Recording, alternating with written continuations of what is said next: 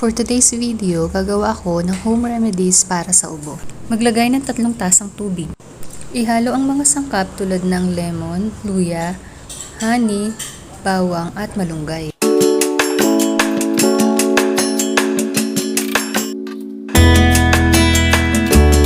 Pakuluin ito ng 5 hanggang 10 minuto.